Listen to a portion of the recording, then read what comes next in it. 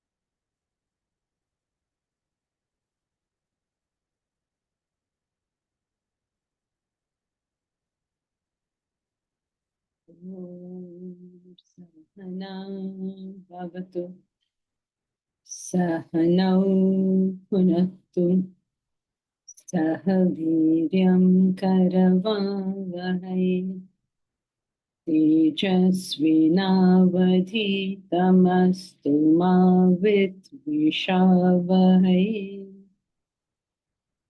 ॐ शान्ति शान्ति शान्तिः।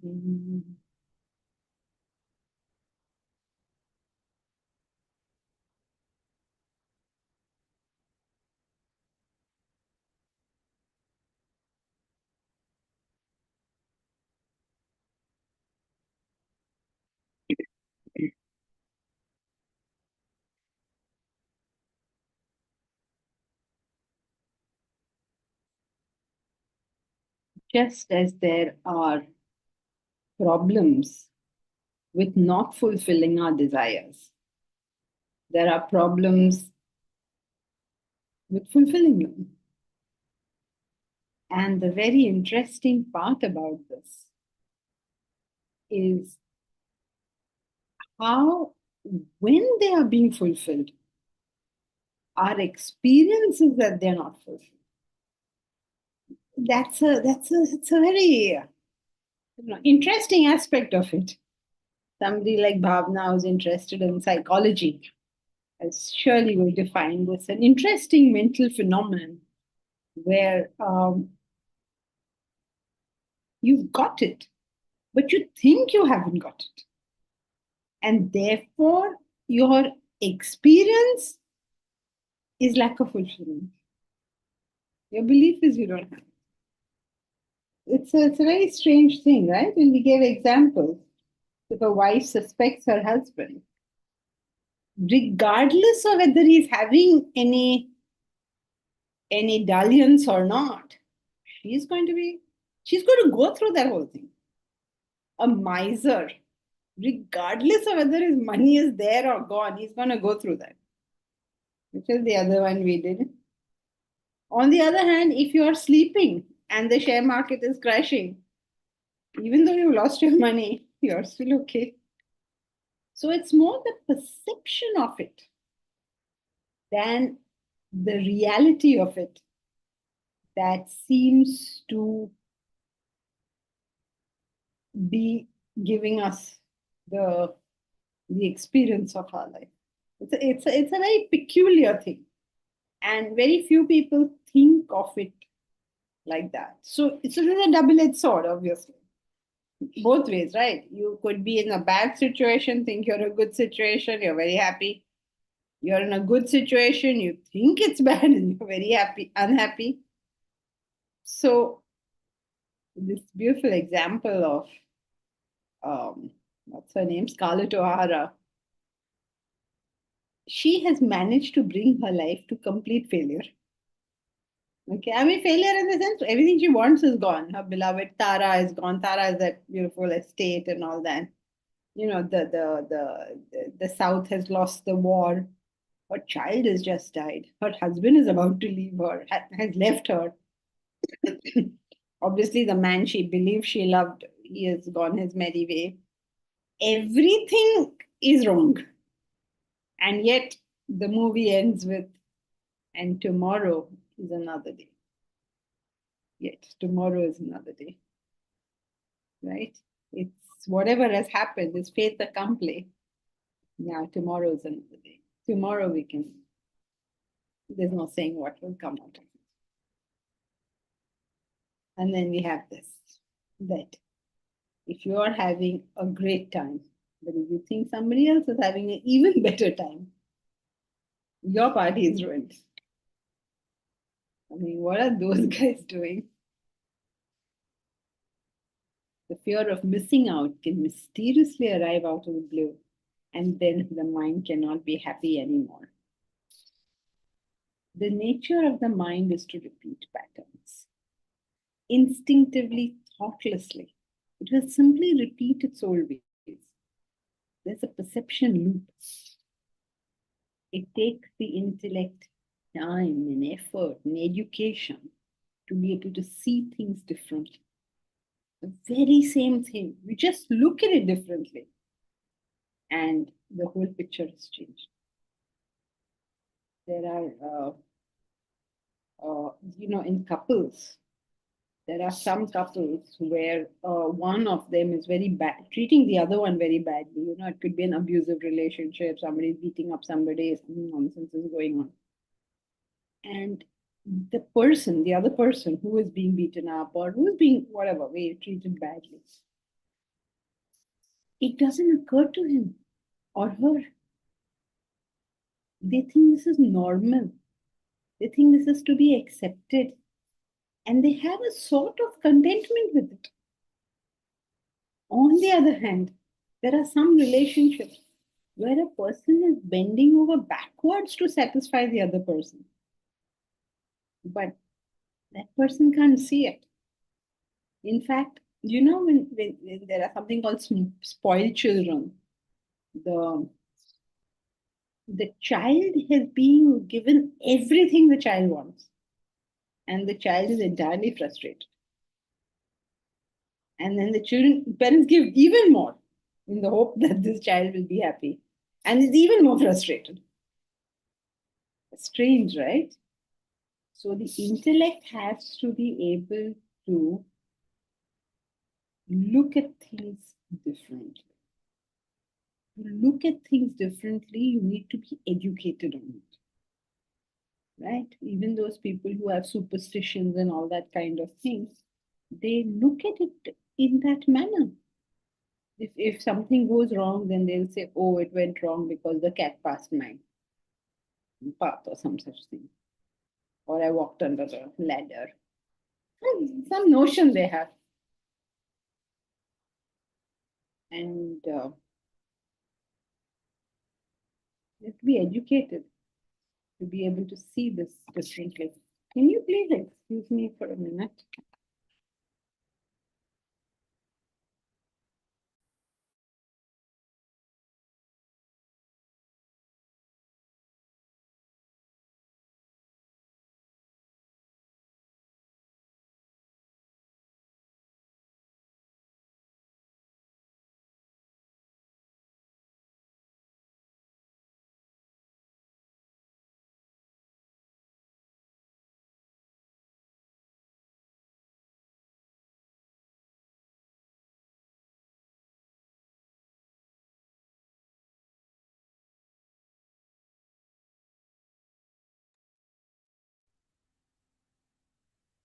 Everything is a matter of how you choose to look at it.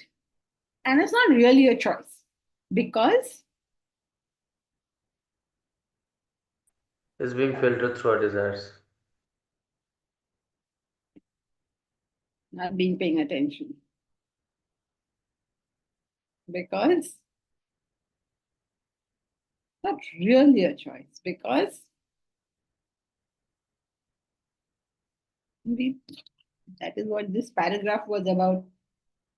I don't know why I carry on because nobody listens to me. Because of our vasanas, because of our legacy patterns. Okay, legacy patterns. Okay, chalo, let's accept that. Because the nature of the mind is to repeat patterns. That's what this point was. Now you go in that loop. Whatever you used to, you'll be in that loop. And once you get into that loop, it's almost choiceless.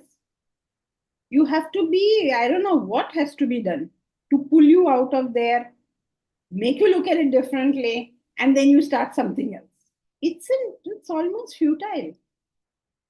I don't know why you all come to class, because it's almost futile. Trying to get out of that loop is a very, very difficult thing, whatever that loop be. So, what's our solution? Remember, we did it, right? We did a solution also. What was the solution? That you think of duties rather than privileges. All these 7 steps. Okay, yeah, good. But can you tell me briefly, very briefly, as a general practice, what you told me is specific to certain situations. Yeah. General Yeah. practice. 2 words. What you're saying is correct. That's right. But any problem, any loop, the way to get out of it is okay, educate the intellect, fine, but with what? A higher ideal. Very good. A higher vision. Any higher vision. Vision. Any higher vision. Whatever. If you can look at it slightly with even 1 inch higher, you will have solved your problem to that extent. Little higher, somewhat higher, anything higher, thoda to higher, kuch to. But you have to push this thing up. If there's any kind of problem, just push it up. Okay, remember this. The more we can lift ourselves, the lesser the pain. A car experiences the potholes on the road, not a drone. The drone has got free flight, no? But the car has to go through, dum, dum, dum, it will go through all the potholes. If you don't know what that means, Deepraj, you can come to Mumbai after the monsoon. Though now our roads are getting pretty good.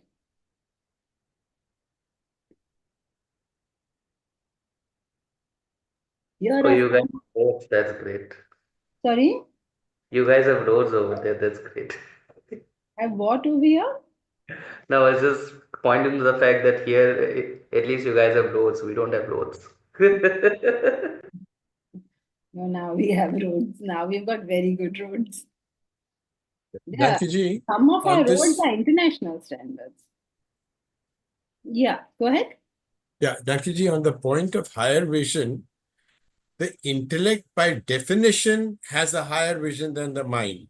And we are talking about the mind's loop. So when we say that you invoke the intellect, isn't that almost stating that it's higher vision? Or is there something specific you have in mind when you say higher vision?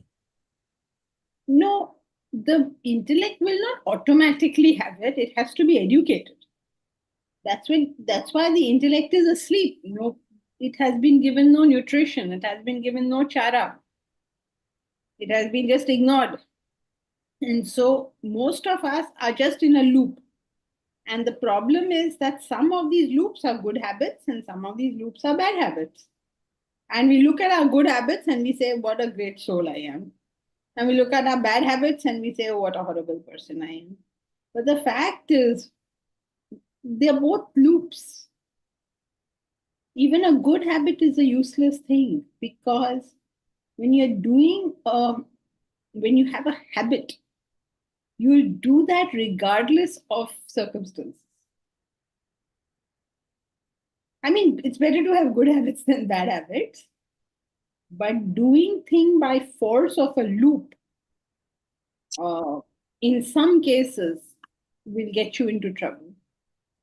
You have to be able to switch off from that. So it's not that the intellect will by itself do it. It has to be educated, it has to be strengthened, it has to be woken up. Otherwise, I mean, why would we need any of this, right? All of us will have every human being has an intellect. So why do we need this education? But we do. So it's a two-stage process. The first one is to educate and strengthen the intellect with higher knowledge, etc., and then to invoke it when you want to break the loop. Yeah, and then it should not just then, it should be in process at all times. Yeah. But definitely when you're consciously wanting to break the loop, then you invoke that insight, that perspective, which is higher to that by activating your intellect, which has already educated itself. If that there's no education, then nothing will come out. That's right. You won't even know, you won't recognize the loop. It takes the intellect to recognize the loop. Yeah. Thank you. So here are some ways of taking another higher look. To think of duties rather than privileges. To attempt solutions rather than grumble. Service orientedness instead of entitlement. It's very interesting, you know. There is a girl who is who does a lot of volunteer work and all that, and closely associated with us. And she came to me and told me, not fair. I have been studying this so much and taken so much interest in it. And I've been a serious student, which she has been. And I've taken all the notes and I've listened to the lectures and I've taken all the notes and done the studies. But you've chosen an offline class, which I cannot come to.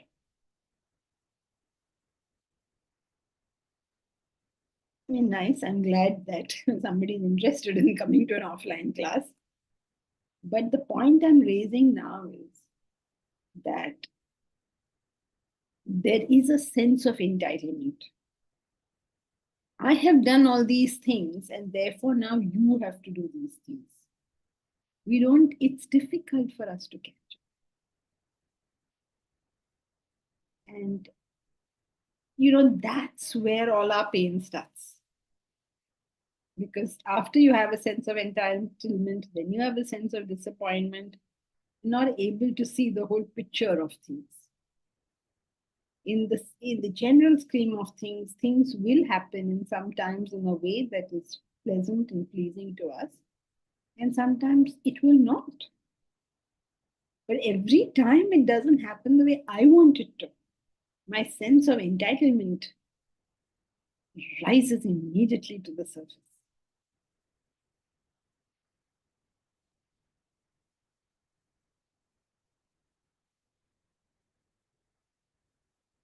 Sarthak, any other example of a sense of entitlement? Yes, when you go home, you tell your mom, how come food is not ready? Or you tell your wife, how come the food is not ready?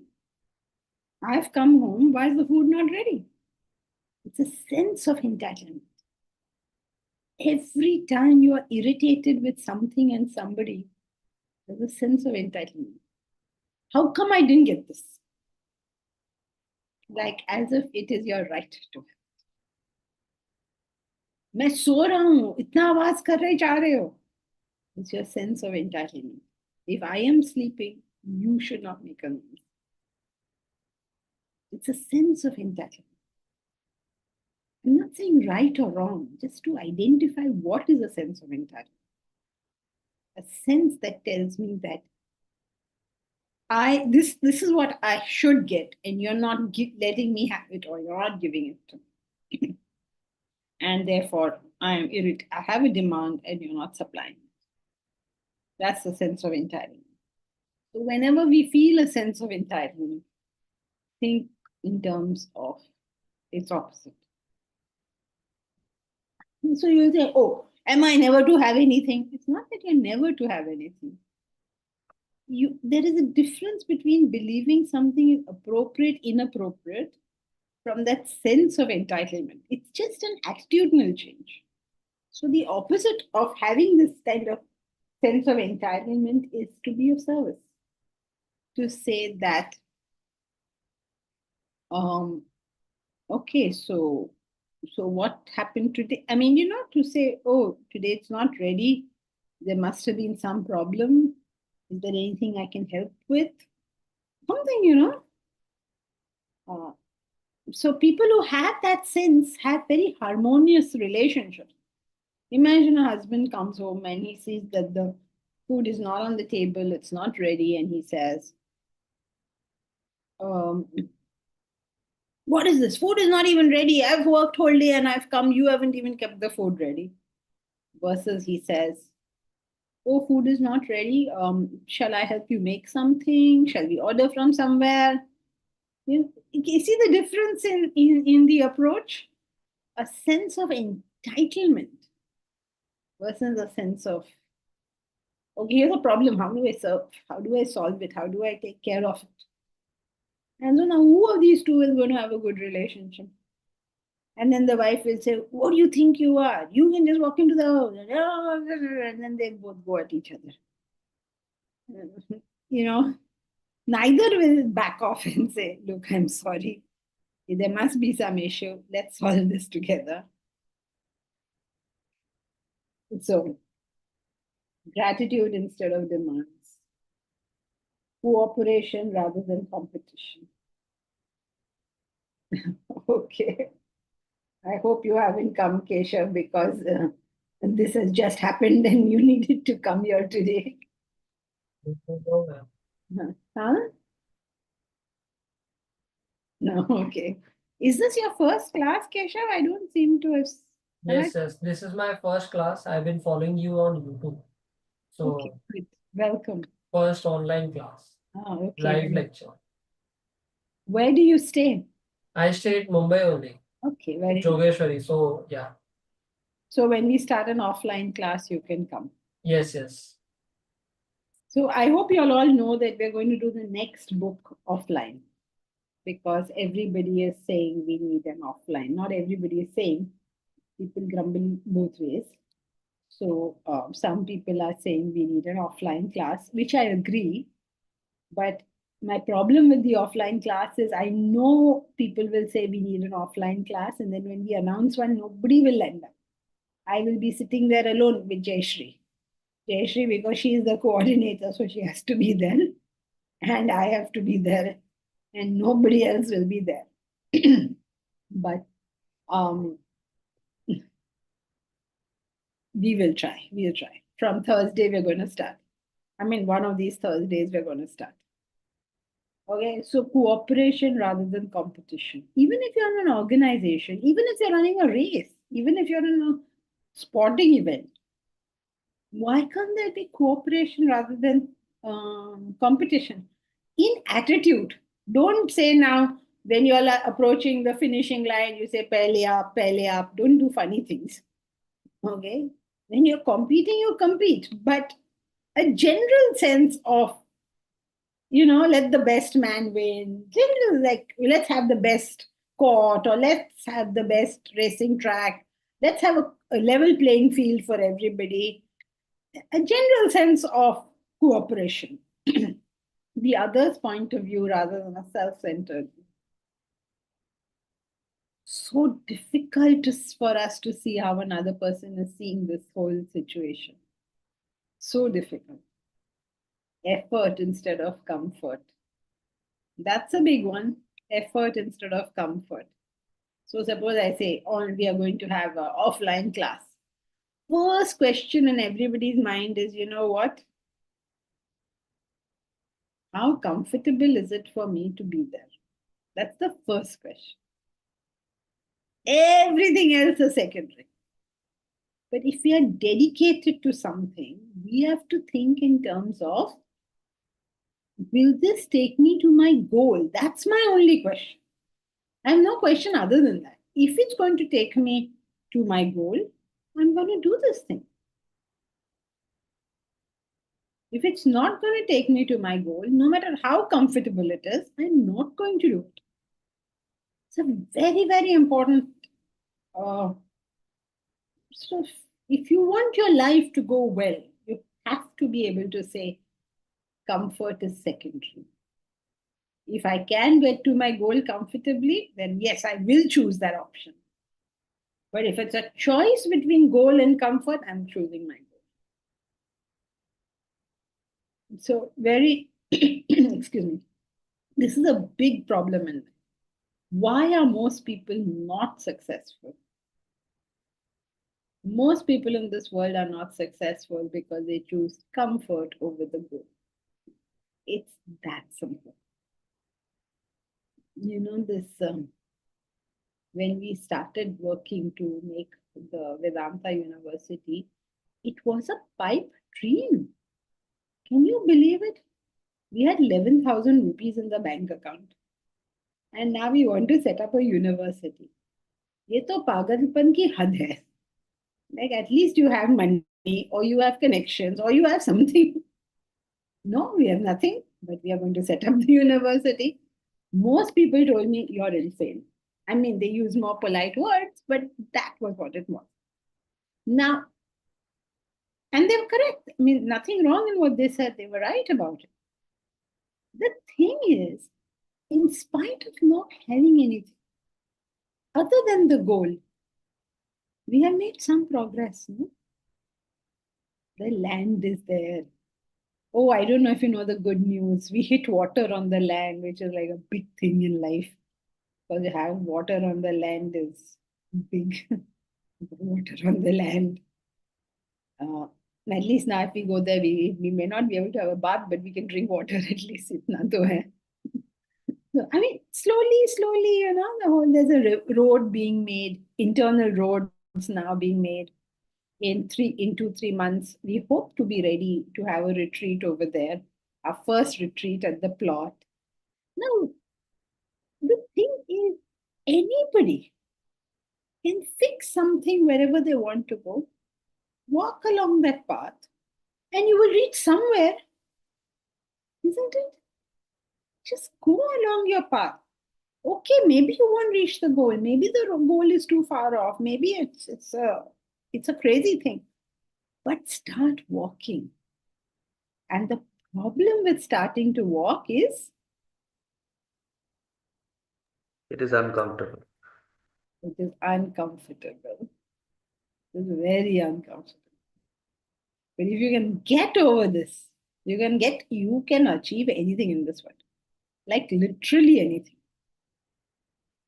You know what they say? Find goal, means will follow. You can see that, right? In some small way. So, effort instead of means. Anybody can achieve anything if they're willing for this. Love instead of obsession. This is another very big one. Love instead of obsession.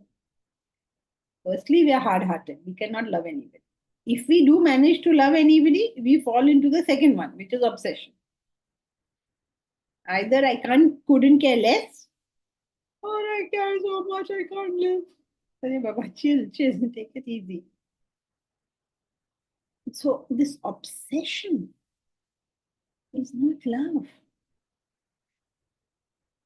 If you had the capacity to agitate me, it is a clear indication that I have no love in my heart. I only have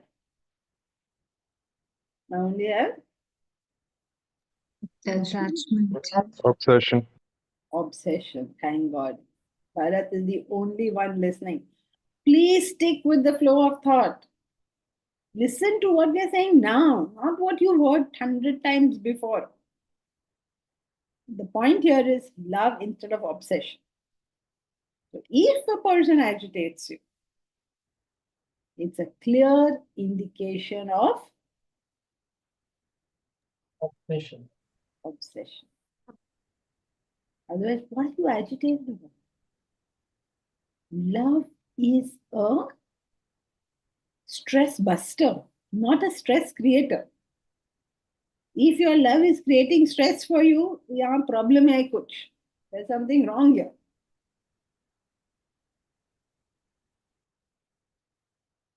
Keshav, I see that you have suddenly woken up. Actually, I was typing a question. How do we manage right action with love?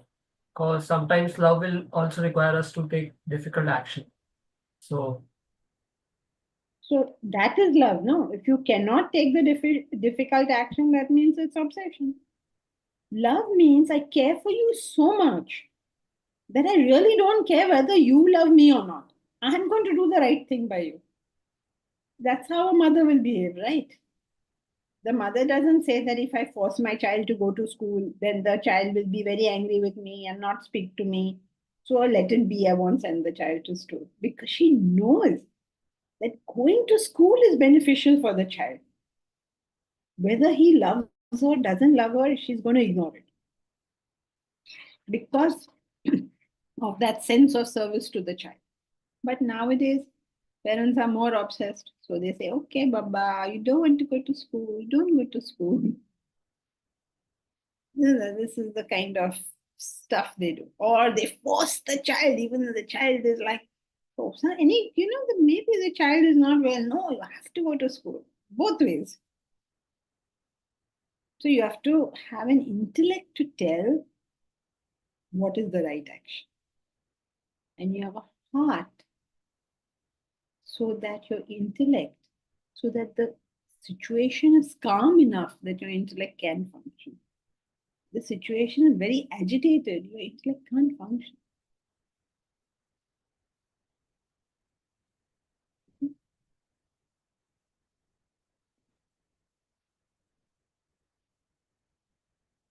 Permanent instead of temporary.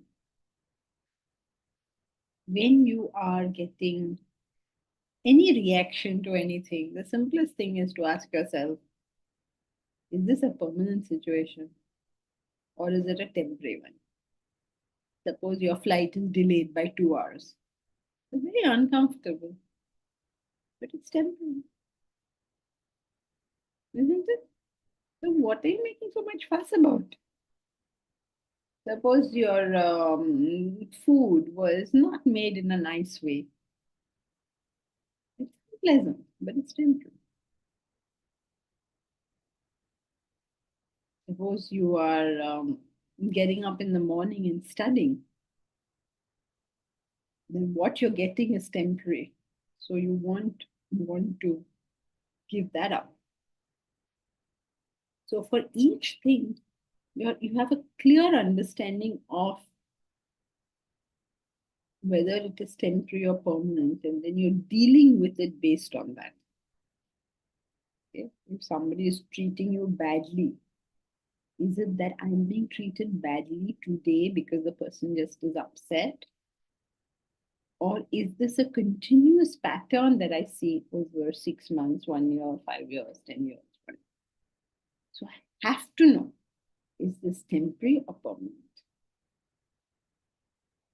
If a man is beating his wife or a wife is beating a man, I have to stop things. Otherwise, they will say I'm a feminist. Whichever spouse Baba is hitting the other one, you have to find out, is it today something has gone terribly wrong or is this a pattern of behavior? First time you can ignore it. Second, third, fifth, sixth, you can't ignore it. There was one girl who used to come to class, she used to have bruises all over her. We told her, you have to get out. This is a madhouse. How can you be going home? He's breaking furniture. What are you waiting for? Till he goes beyond hitting? What are you waiting for? Even after all that, took her a few years to live.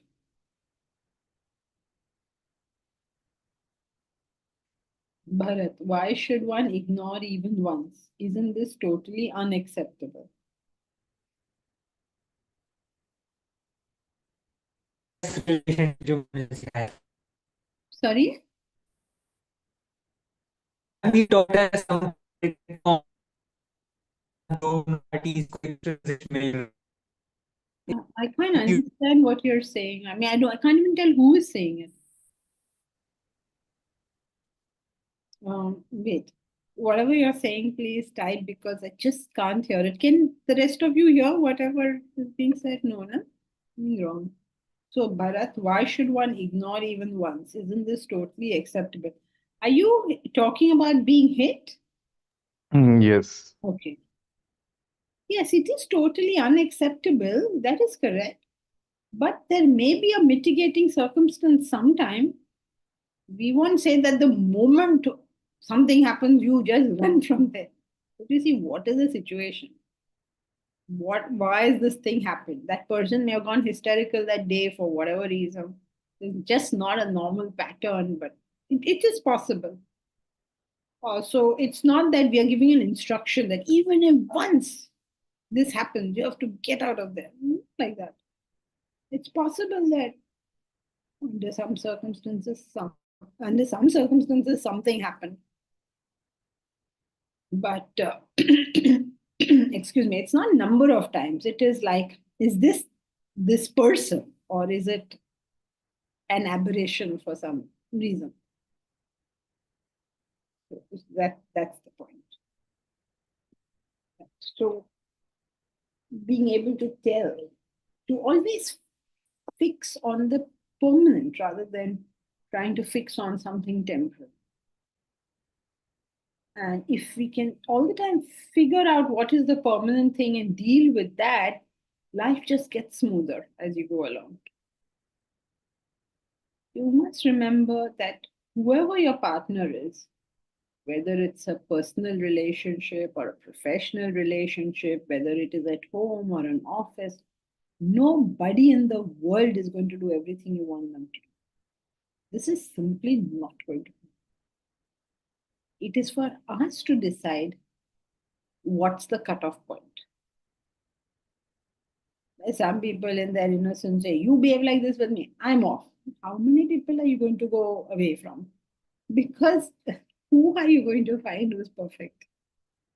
Everybody will have something. You have to decide what you're willing to live with. When you're getting married also, since we have so many bachelors in the class, when you're getting married, no doubt see the good qualities, but see which bad quality you're willing to put up with. Whose bad qualities are you willing to put up with? Otherwise, you go into the marriage saying, oh, he's so perfect. There's nothing wrong with him. Then pachhtao. Be very clear what his negative qualities or her negative qualities are before you enter. And be willing for the rest of your life, whenever that quality comes up, what have you got to do?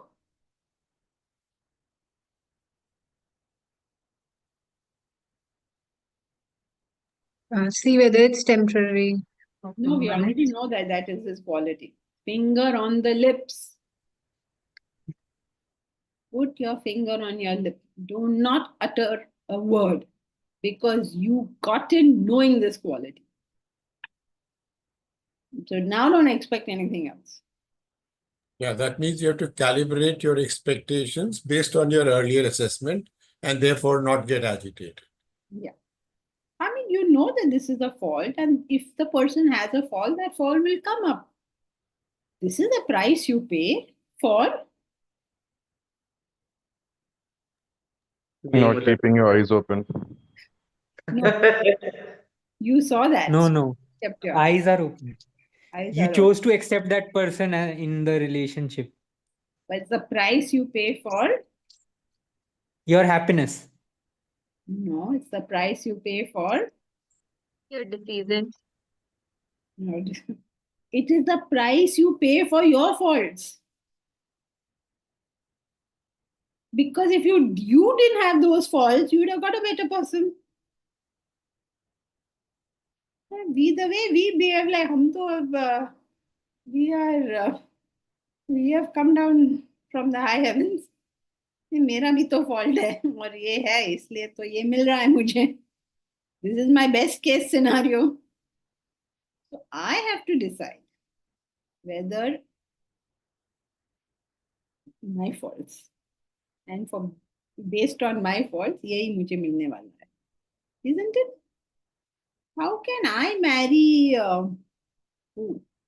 somebody? How can I marry President of the United States being the person I am? Actually, that's a bad example. Sorry, I changed that example. You know, I mean, you get the husband or wife that is suitable to your faults. Let's keep it at that. I can't think of somebody. You have to be a what? You have to be a Jacqueline Kennedy to get a Jack Kennedy. You have to be a Melania Trump to get Donald Trump. Is that a good example? I don't know. So whatever it is. So when I put up with other people's faults, it is the price I pay for My My fault. my. बस हम थोड़ी ना कोई फरिश्ते हैं भगवान के घर से आए हैं. Where is Joyce? Joyce is given up because of speaking too much Hindi.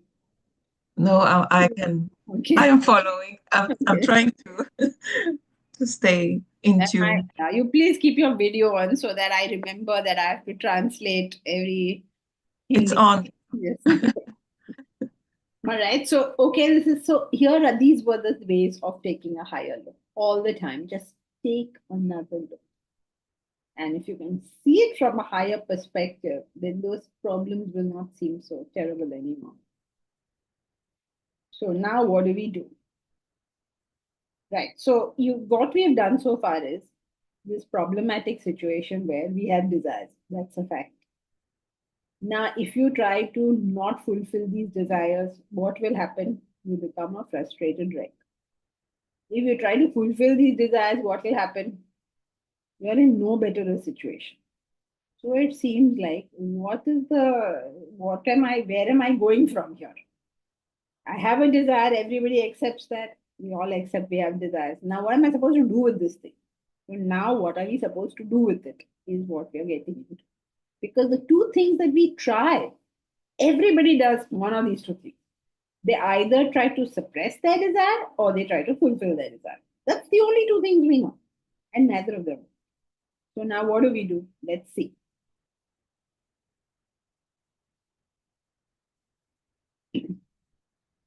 Wisdom, the antithesis of desire. The only real solution to the problem of pain is the acquisition of wisdom. Sometimes, you make all these statements and it just seems so dull. But that's the truth. Take it or leave it. This is the truth. The only real solution to the problem of pain is the acquisition of wisdom. But what is wisdom?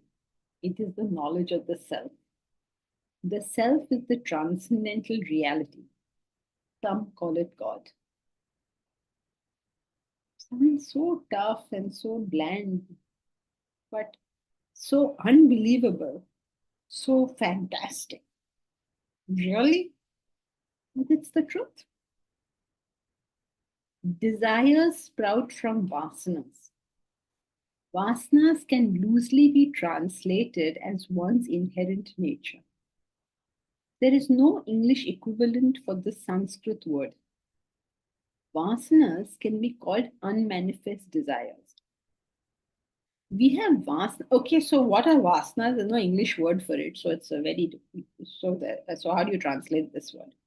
So we can translate it as an inherent nature. You can translate it as an unmanifested desire. What does an unmanifested desire mean? Not fulfilled desire. Sorry? Not fulfilled desire. No. Ma'am, a desire which has not yet sprout up in your mind. It is in the back portion of the mind. Okay. It is a desire which is not currently in your mind, is a unmanifested desire, such as your desire to see India win the World Cup. Now, it's not currently in your mind. So that's an unmanifest desire. Or a desire to eat a mango. It's not currently in your mind. You're currently wanting a mango. So where is that desire? It's there in the form known as vasana. We experience the state of vasanas when Deep sleep. deep sleep. Very good. We experience it in deep sleep. All our desires are there. When we go to sleep, all your desires are there. They haven't gone, right? But you go to sleep and you experience complete bliss. What has happened to those desires? They've gone into the unmanifest or unexpressed or avyakta state. It's not being expressed. Then when you wake up, what does it mean to wake up? These desires start coming to the surface.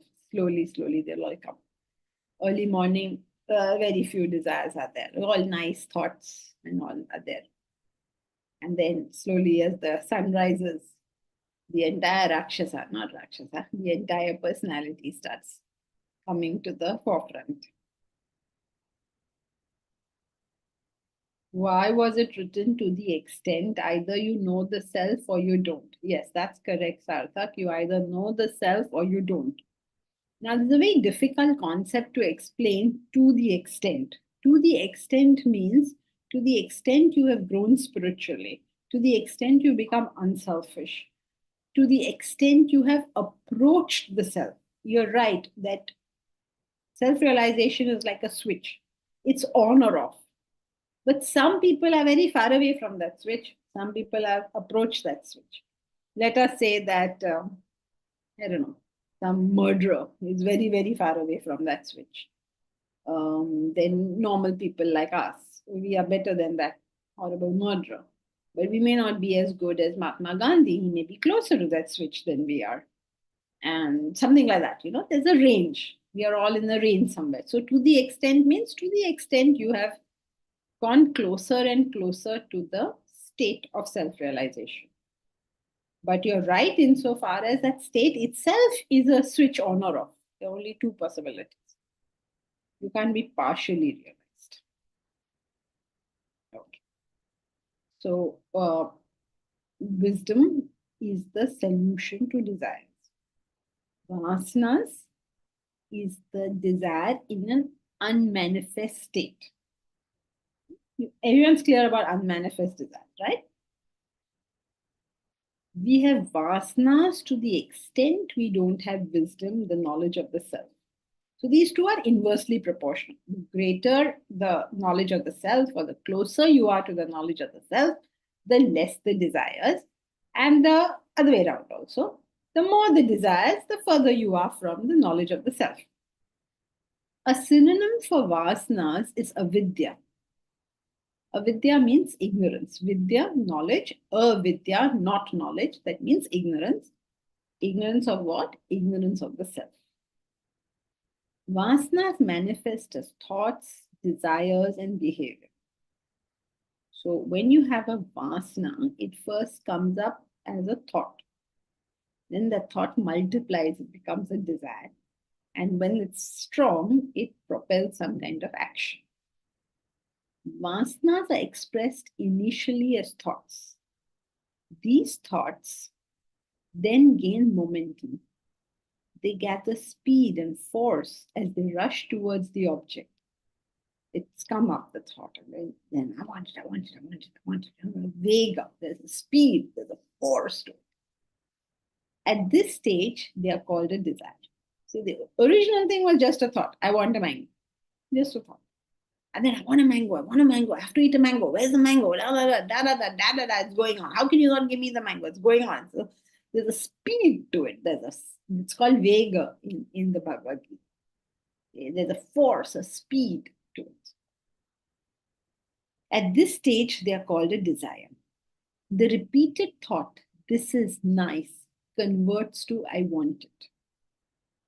This is a nice car, this is a nice car, this is a nice car, this is a nice car becomes, I want this car, I want this car, I want this car. The desire precipitates action. Then what will you do? You'll go to the showroom, you'll see the car, you'll talk to your friends about the car. The desire is precipitating the action. We undertake actions to procure the object. These actions result in a certain type of world or experience. So it's a very, it's an interesting thing that in Vedanta philosophy, the world and experience are the same thing. Lokaha, the word lokaha in Sanskrit means world and also means experience. So their concept of the world was your experience. What is your world means what is your experience. There's no, they don't divide the two. That's why they say the world is a creation of your own mind. Because how you see the world, how you perceive the world is what your experience is. So then they say, did the mind make the sofa? No, obviously the mind didn't make the sofa. The mind makes your experience of it. You will say it's a good sofa, it's a bad sofa, or it's a comfortable or uncomfortable, whatever views you have on it. Or you should have a sofa, you shouldn't have a sofa. I don't know, Joyce, if you know. In India, there are many people who believe you shouldn't have a sofa. Right? You should sit on the floor. And now they spread this in the West also. They take yoga and they say, no, this sofa is very bad. You should not sit on sofa. You should sit on the floor. So whatever is your relationship with that sofa is your experience. Good, bad, comfortable, uncomfortable, morally right, morally wrong. A lot of, I don't know, a lot of reaction to the sofa. So world is experience, philosophically.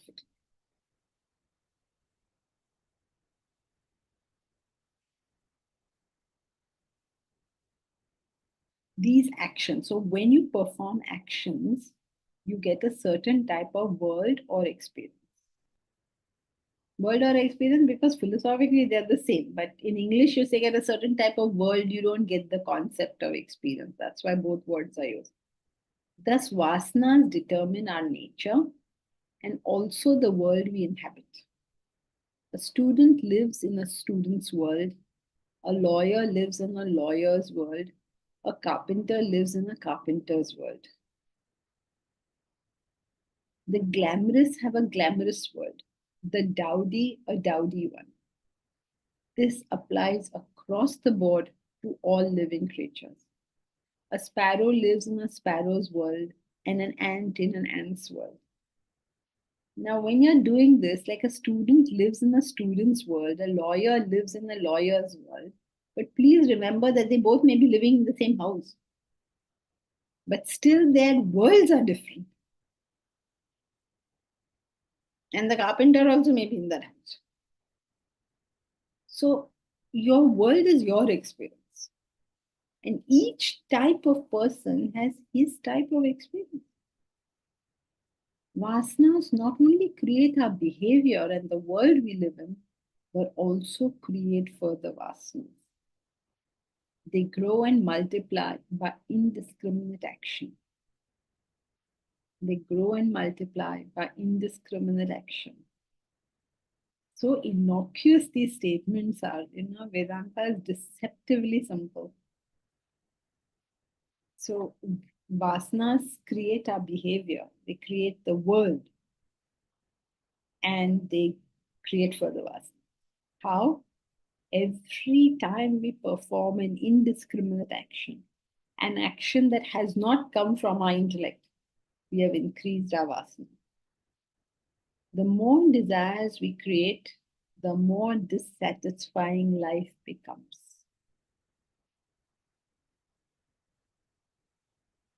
It sounds weird, right? That's why you can find very, very rich people can be very unhappy.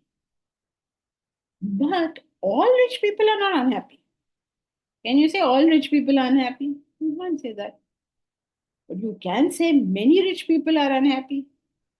So the big question is, what's the difference? Both have everything they want. If you're very rich, then you'll have obviously all the comforts and luxuries. You'll also have a good partner. You will have everything, right? You'll have got medical, you will got whatever, you got all these things. Physical, mental, intellectual. If you want to study something, you'll be able to study it because you have the wherewithal to afford it. So if you have money, technically, you should be able to fulfill all your desires. Then why do rich people commit suicide? Oh, because my beloved left me. Arey Baba, your beloved is with you because of your resources. He is not leaving you. As long as you're able to provide with those resources, she's happy enough with life. We don't seem to get that unless you go and do something else which is stupid. Then that's on you, right? But the thing is, would a rich person be so unhappy? Money doesn't fulfill their desires.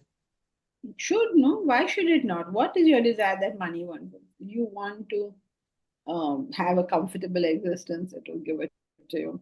You want medical resources, it will give it to you. You want to marry a particular person and you're rich enough, like suppose Bill Gates wants to marry somebody, she may say yes. There's a higher percentage of her saying yes to Bill Gates than saying to you, assuming that you're not in the same category. So when you have money, you have physical, emotional, intellectual. What do you want to learn intellectually? You'll be able to buy those resources. You'll be able. Ma'am, maybe their desires grow, like you said, that vasanas propagate more vasanas, so maybe their desires grow. Yes, that is the only reason that you could be rich and unhappy. And desires are. That's an explanation of how vasanas are being created by the I wanted stage is desire. The it's nice stage is attachment, right? Yes, Sarthak, that is right as far as this book is concerned. In different books, they'll define it differently, but as far as we are concerned, that's how we're doing it now. Remember always that you come from a culture that's 10,000 years old. In 10,000 years, the meanings of words cannot always stay the same. They will change. Even in today's life, you find the change. You know, the word community 50 years ago meant whether you're Gujarati or Sindhi or whatever in the world. That was the word community meant. Today, and then it was a bad thing to talk about communities. And nowadays, community means something completely different. Nowadays, we all of us in this class are one community. You have your Facebook community and all that. Ma'am, Gita talks about sang dosh. That's what I thought about as attachment. That Krishna keeps saying sang dosh. Don't say that. Sangha, Sanga, Sangha. If you're quoting Krishna, you have to give us the chapter and verse. Otherwise, you say what you want. Don't quote him and say what you want. You say what you want, or you say, in this chapter, in this verse, Krishna says this. Then we can also verify, did he say it? Yes, ma'am, I can quote that verse, but only 2 minutes are left. Yes. So then don't bring up the point. But if you're going to quote, then you have to go the whole journey. I see all this message of the Bhagavad Gita. I really find that where does it say all these things in the Bhagavad Gita? Please open the book and read it. Okay, so when you have, okay, we can go back, Mahesh.